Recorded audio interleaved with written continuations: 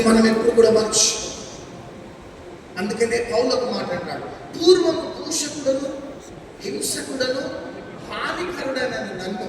ఆ మాట చదువుదామా? తిమోతికి రాసిన మొదటి పత్రిక 1:12. నేను 2-3 విషయాలు ఆయన ప్రకారం నేను చెప్పి నేను ముగిస్తాను. పూర్వము దూషకుడను హింసకుడను హానికరుడనైన నన్ను తన పరిచర్యకు నియమించి నమ్మకమైన వాడిగా ఎంచినందుకు నన్ను బలపరిచిన మన ప్రభువైన క్రీస్తు యేసుకు కృతజ్ఞుడనై ఉన్నాను. హల్లెలూయా. పూర్వము దూషకుడను హింసకుడను హానికరుడు.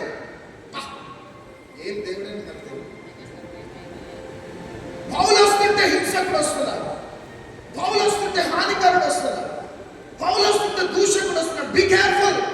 అంత నటన నటించి మరలా అరెస్ట్ చేయడానికి వస్తున్నాడు. నీ నటన అబ్బాయి మన అన్నవారు ఉండొచ్చు. హంసకుడు దూషకుడు హానికరుడు జాగ్రత్త అని లోకమంతా అంటే, నా దేవుడు అంటున్నాడు, నాకు పౌలే నాకు నమ్మకమైన. గట్టిగా చెప్పండి, గట్టిగా. అందరూ నమ్మకస్తుడు కాదు, నాకు పౌలే నమ్మకస్తుడు.